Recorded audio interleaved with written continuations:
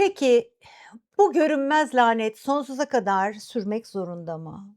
Nesiller boyu aktarılan bu karanlık nehirde boğulmaya mahkum muyuz? Asla değil. Ancak bu laneti bozmak sadece entelektüel olarak benim annem, narsisistti demekle çözülmez. Bu hem ruhsal hem de bedensel bir kurtuluş mücadelesidir.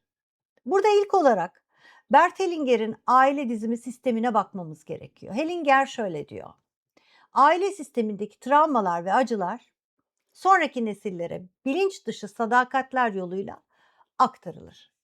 Çocuk annesine duyduğu o saf, kör, çocuksu sevgiyle içgüdüsel olarak şunu söyler: "Anne, sen acı çekiyorsun, ben de çekeceğim. Sen mutlu olamadıysan ben de mutlu olmayacağım. Bizler 40 yaşına da gelsek başarılı ve mutlu bir hayat yaşamaktan suçluluk duyarız." Çünkü mutlu olmak o acı çeken anneye ihanet etmek gibi hissettirir. Aile dizimi bu kör sevgiyi bilinçli ve özgürleştiren bir sevgiye dönüştürmeyi amaçlar. Bunun yolu da iyileştirici cümleler kurmaktan geçer. Doğru yerde ve doğru zamanda. Bu çok önemli. Kendi kendinize de bunu, meditatif bir, duruma geçerek yapmaya çalışmanızın zararı olmaz, faydası olur. Şöyle yapabilirsiniz: gözlerinizi kapatın, anneniz karşınızda hayal edin. Ona içinizden şunları söyleyin: "Anne, sen büyüksün, ben küçüğüm. Senin kaderin ve senin acıların tamamen sana ait. Onları sevgiyle sana iade ediyorum. Benim kaderim ise bana ait. Yaşanan her şeye rağmen bana verdiğin yaşam hediyesini alıyorum. Teşekkür ederim. Artık kendi hayatımı mutlulukla yaşamama izin ver." Bu cümleler kulağa basit, mekanik, hatta saçma da gelebilir. Ancak derin bir meditasyon anında kurulduğunda ruhumuzdaki o görünmez sadakat zincirini kıran sarsıcı bir güce sahiptirler. Bunu unutmayın. Tam bu noktada kendi klinik çalışmalarımdan çok sarsıcı ve bir o kadar da yaygın bir yanılgıyı paylaşmak istiyorum. Toksik bir anne kız ilişkisi, içerisinde annesini kaybeden bir danışanım bana şöyle demişti: "Ben onu zaten yıllar önce affettim. O yüzden şimdi gerçekten kaybettiğimde tutulacak fazla da bir yasım kalmadı." İlk bakışta bu cümle son derece olgun, şifalanmış ve her şeyi aşmış bilge bir zihnin ürünü gibi gelebilir. Ancak bu ifadede psikolojik açıdan çok büyük bir yanılgı ve derin bir savunma mekanizması saklıdır. O da rasyonalizasyon, entelektüelleştirme ve erken affetme. Danışanımın affettim diyerek geçtiği o nokta aslında hissetmekten, o acıyla yüzleşmekten korktuğu için geliştirdiği zihinsel bir kalkandı. Çünkü toksik, zalim veya ihmalkar bir ebeveyni kaybetmek sadece biyolojik bir ölümden ibaret değil.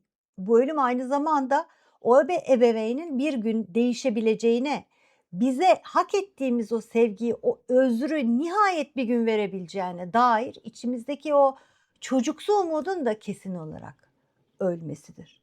Yani "yasım kalmadı" diyen bir insan aslında en büyük yası ertelemektedir. Gerçek yas sadece o insanın gidişinin yası değildir. Hiçbir zaman sahip olamadığımız ve artık asla sahip olamayacağımız o ideal annenin yasıdır.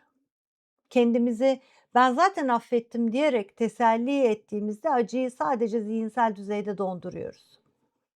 Zihin affettiğini ilan edebilir ama ruh ve beden haksızlığa uğramışlık hissini, öfkeyi ve o derin kırgınlığı taşımaya devam edecektir. İşte bu yüzden iş sadece zihinde veya sözde affettim demekle bitmez. Ayrıca anneyi affettim dediğiniz zaman affetme kavramının kendisi bir büyüklük içerir, bir üste oluş içerir. Fakat sistemik, duruşta, hiyerarşide anne sizden büyüktür. Siz onu affetmeye kalktığınız zaman, ondan da yukarıda bir konuma kendinizi yerleştirmeye kalkışıyorsunuz ve bu da sizin yaşamınızdaki akışı zorlayacak, eee, kavramsal bir çerçeveye sizi sokmak zorunda bırakır. O yüzden ebeveynler, anne affedilmez ancak ondan gelen kabul edilebilir.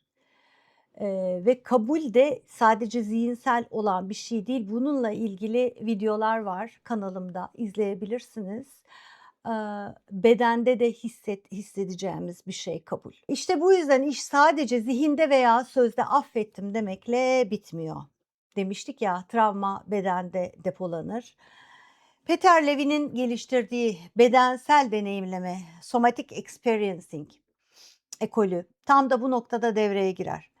Sinir sistemimizde sıkışıp, kalmış o çocukluktan kalma, savaş ya da kaç enerjisini serbest bırakmamız gerekir. Bunu yapmak için bedensel farkındalık egzersizlerine ihtiyacımız var. Ne zaman annenizle ilgili bir suçluluk duygusu, öfke veya değersizlik hissi gelirse kendinize şunu mutlaka sorun. Bu duygu şu an bedenimde nerede? Göğsünüzde bir sıkışma mı var? Boğazınızda bir düğüm mü? Yoksa karnınızda bir kramp mı? O hissin üzerinde kalın. Onu yok etmeye çalışmayın. Peter Levy'nin titrasyon dediği yöntemle o acıyı bir kerede yutmaya çalışmak yerine damla damla, küçük dozlarda hissetmeye izin verin.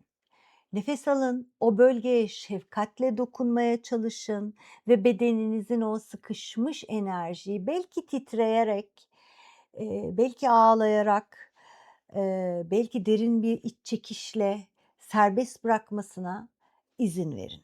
Ancak bu bedensel boşalımla sinir sisteminiz yeniden dengeye gelebilir ve o eski travma döngüsünden kurtulabilir. Son olarak Nietzsche'nin ve Jung'un bahsettiği gölge entegrasyonu sürecini tamamlamalıyız. Zalim bir anneden özgürleşmek, onun gözünde kötü evlat olmayı göze almaktır. Toplumun bize dayattığı her ne olursa olsun anneye itaat etmelisin tabusunu yıkıp kendi sınırlarınızı koruduğunuz için bir suçluluk duygusu hissedeceksiniz. Ve o suçluluk duygusuyla el sıkışmak zorundasınız. Evet, sınır çizdiğinizde anneniz sizi bencil olmakla, vefasızlıkla suçlayacak. Onun bu suçlamalarını göğüsleyebilmek, onun gözündeki o iyi ve uslu çocuk imajını kurban etmek, yetişkinliğin en büyük, en zor sınavıdır.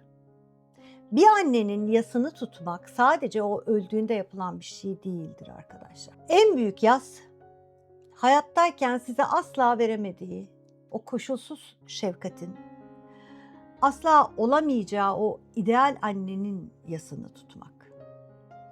Bu yası tutup bitirdiğinizde artık ondan bir şey beklemeyi bıraktığınızda onun yutucu karanlığından da tamamen özgürleşmiş olursunuz. Gücü elinde tutmak için soyunu tüketen tanrıların mitolojik çağı kapandı. Ama evlerimizin içindeki o sessiz savaşlar devam ediyor. Nesiller boyu süren bu görünmez laneti sona erdirmek kendimize vereceğimiz en büyük şefkat, geleceğe bırakacağımız en kutsal mirastır. Siz kurban edilen o çocuk değilsiniz artık. Siz kendi hikayesini yeniden yazma gücüne sahip yetişkin bir kahramansınız. Eğer bu yolculukta kendinizi yalnız, tıkanmış veya çok ağır bir yükün altında hissediyorsanız, profesyonel bir psikoterapi desteği almanın bu zincirleri kırmada en güvenli liman olduğunu lütfen unutmayın. Kendinize iyi bakın. Ruhunuza şefkatle yaklaşın. Bir sonraki derin analizimizde görüşmek üzere. Hoşça kalın.